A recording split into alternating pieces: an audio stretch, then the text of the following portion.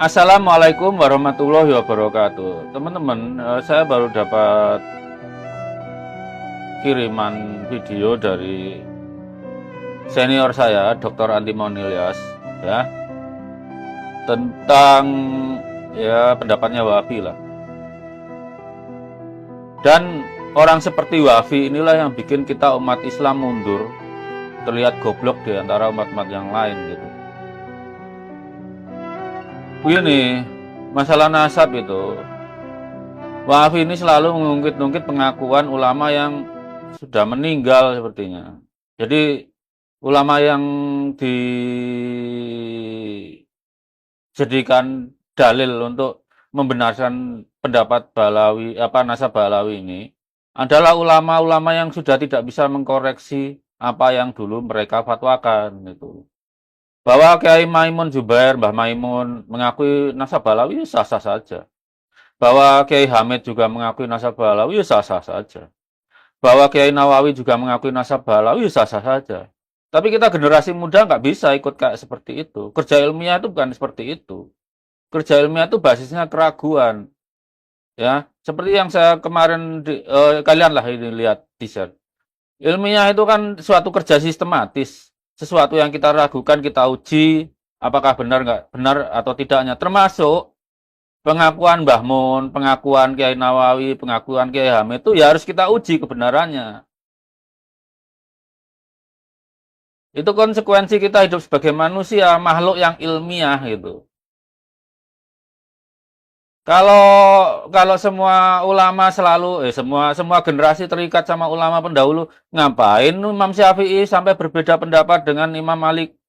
Ngapain Imam Ahmad bin Hambal juga berbeda pendapat dengan Imam Syafi'i? Ya kan?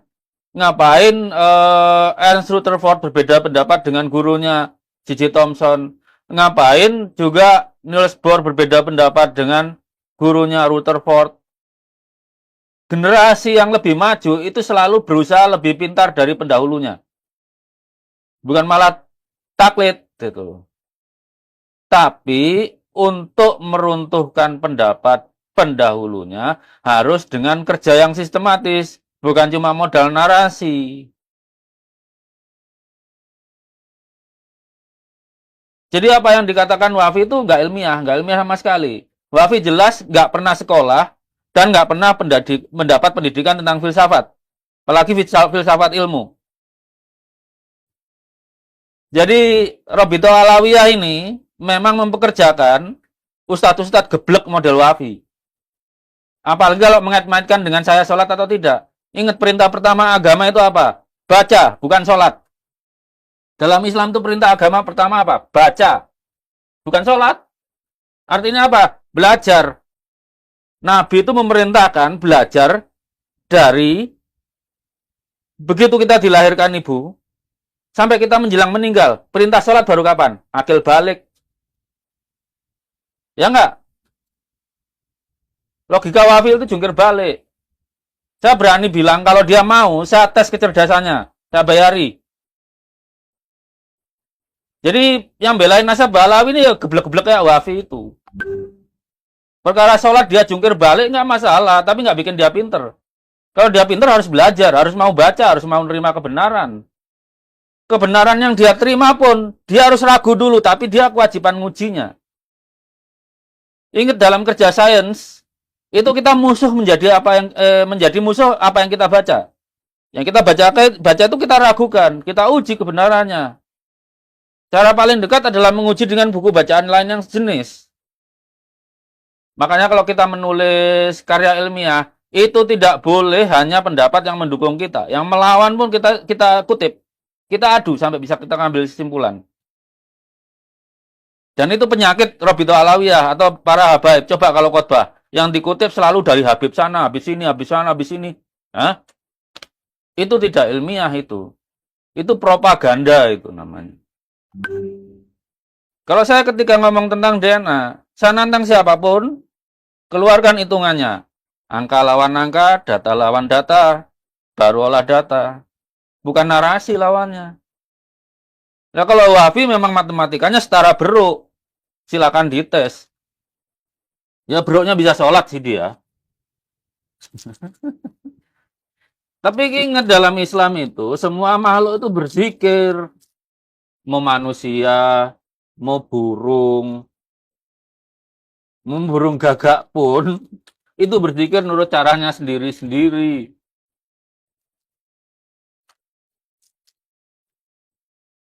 Jadi yang rajin sholat bagus, tapi kan kewajiban kita nggak cuma sholat aja. Ingat perintah agama pertama itu baca, bukan sholat.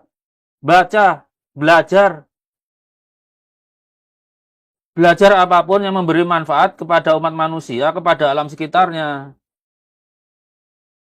Orang-orang yang masih suka nembakin burung itu ya orang goblok-goblok memang sih.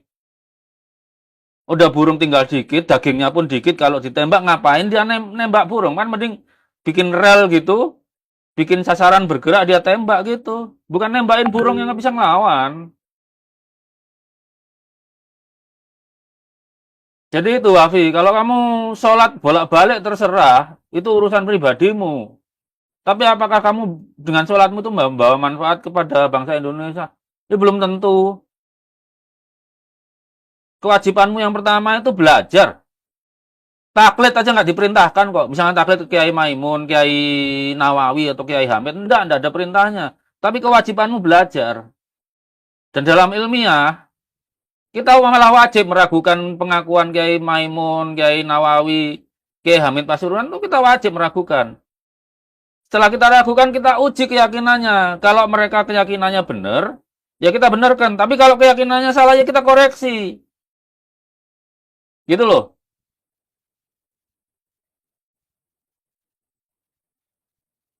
Jadi begitu teman-teman. Kita yang muslim ini wajib membawa umat Islam cerdas.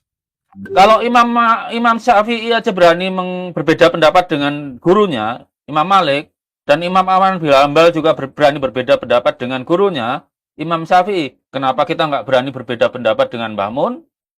Kenapa kita nggak berani berbeda pendapat dengan Kiai Nawawi atau berbeda pendapat dengan Kiai Hamid? Kita wajib menghormati tiga kiai itu, tapi bukan berarti kita harus nurut apa pendapat mereka.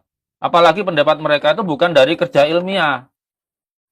Cuma penerimaan aja karena nggak punya alasan menentang. Sekarang kita punya buktinya. Bahwa Balawi ini bukan keturunan paternal Nabi Ibrahim. Padahal pembuktian bahwa mereka keturunan paternal Nabi Ibrahim itu sebetulnya kan di beban Robito Alawiyah. Bukan beban kita. Kita tuh malah wajib nggak meyakini, nggak ada buktinya. Prinsip ilmiah kan begitu. Prinsip ilmiah siapapun yang mengklaim, dialah yang wajib membuktikan. Balawi tidak pernah. Buku nasabnya itu juga nggak tertib waktu kan. Secara kronografi kan nggak tertib waktu. Pencatatannya backdating jauh banget setelah tanda petik Ubaidillah. Entah dia beneran ada atau tidak. Meninggal. Tidak ada sumber primer bahwa Ubaidillah itu hidup. Nggak ada. Tanyain Mama Zumail, sumber primernya Ubaidillah hidup itu apa? Bisa nggak dia menjawab secara definitif? Nggak ada.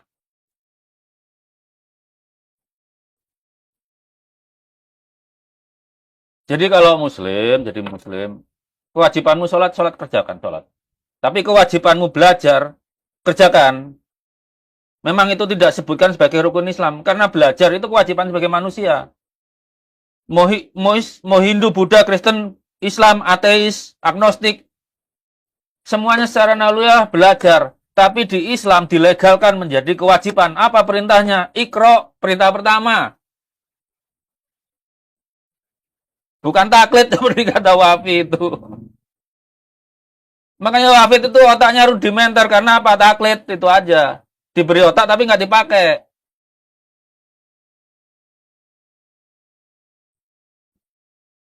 Ya, kan yang kemarin bilang Lumail Abbas saja cara berpikirnya salah. Kalau dia mau ilmiah, ya nasabnya Balawi diragukan dulu, baru diuji sesuai kata perkataannya. Bahwa secara historis itu soheh, secara biologis harus soheh. Dan dia yang sekarang tidak sejam pun mendapat pelajaran biologi, kimia, biokimia, genetika, terus apa lagi? Eh, bioteknologi atau fisiologi berusaha memfalsifikasi kebenaran ilmu genetika. Ya orang-orang bawa pendapatnya Mas Ahmad Utomo. Mas Ahmad Utomo itu nggak berbeda pendapat dengan saya. Bedanya cuma satu. Mas Ahmad itu belum merasa bahwa waktunya yang merasa keturunan Nabi itu harus tes DNA, itu aja bedanya. Kalau saya tegas, sesuai aturan ilmiah, yang mengklaim itu yang wajib membuktikan. Itu pelajaran dasar itu. Dia satu, nggak perlu sampai level S3 seperti saya atau Mas Ahmad. Jadi kalau untuk paham tentang genetika, wah Anda nggak perlu sampai PhD kok. Asal mengambil pelajaran genetika dasar, terus biokimia dan kimia di kinetika laju reaksi, Anda akan tahu kalau nasabnya Balawi ini batil. Dan Yuwafi kalau membawa-bawa Mbah Mun, Kiai Nawawi, dan Kiai Hamid, beliau bertiga itu wajib kita hormati. Jangan dibawa-bawa. Kalau pendapatnya salah kemudian jadi acuan kamu, kamulah yang harus tanggung dosanya. Tanggung jawab beliau bertiga ini hanya sampai sebatas umurnya. Kalau salah, kita generasi berikutnya yang mengkoreksinya untuk memuliakan tiga kiai besar ini. Membuat mereka salah itu bukan untuk menurunkan kehormatannya, enggak kok. Buktinya ya Imam Malik tetap terhormat, Imam Syafi'i tetap terhormat walaupun ada madzhab baru, atau kalau di ilmu pengetahuan alam itu J.J. Thomson tetap terhormat, tercatat sejarah. Ernst Rutherford juga tercatat sejarah, Niels Bohr juga tercatat sejarah. Semua manusia yang punya peran dalam ilmunya, walaupun dikoreksi oleh generasi berikutnya, itu tetap dihormati oleh sejarah. Tapi yang tidak mau memakai otaknya untuk mengoreksi pendapat pendahulunya, itu tidak akan dipakai sejarah. Nggak bakalan diingat.